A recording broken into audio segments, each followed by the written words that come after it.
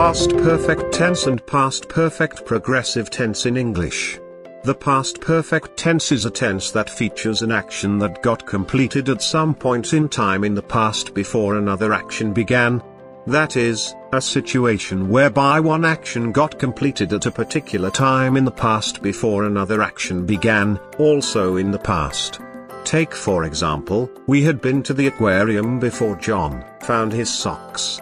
From the example above, you would notice that the sentence contains two clauses, one main or independent clause, and one subordinate or dependent clause. The main clause, which starts the sentence, contains the first action that started at a time in the past, and also got completed, while the subordinate clause features an action in the past that commenced following the conclusion of the action of the independent clause. The structure of a past perfect tense is the past tense form of the primary auxiliary verb, have, which is, had, and a main verb in its past participle form. You can see this in the example we used above, had been. Other examples include, John and Marceline had bought a golden wristwatch at the gathering of imperial scholars before they went for their hearing. The committee had demanded a refund when they found out the contractor was a faker. The teacher had seen what the children did at the playground before the principal addressed the issue on the assembly ground. Those boys had been friends for so long before they got admitted into different universities, which might have affected their relationship with each other. Past perfect progressive tense. The past perfect progressive tense is a tense that features an action that started at a point in time in the past and was still in progress before another action began. That is, an action that started in the past and was still taking effect when another action began, also in the past. Take for example, John had been searching for tomatoes when he sighted a new tomatoes store down their street. From the example above, you would notice that the sentence contains a main clause and a subordinate clause. The main clause contains the action that started in the past and was still in progress, while the subordinate clause features an action that started while another action was still in progress, also in the past.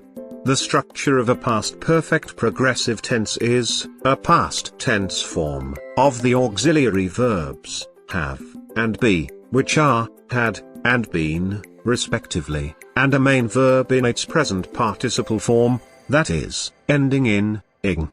This is evident in the example above, had been searching. Past perfect progressive tense are used to show duration. That is, they are used to show for how long action in the past has been taking place in comparison to when another action commences, also in the past. Now look at this example. The students had been making a noise for hours before the teacher quietly worked in unnoticed. The example above lets us know the duration, or for how long the students had been making a noise, which is, for hours, even when the teacher walked in. This shows how past perfect progressive tenses show duration. Here are other examples. We had been talking for months before we got into a relationship. The school authorities had been working on a project before the lockdown began. Margarita had been cooking for the Forgers for years before she retired at the age of 65.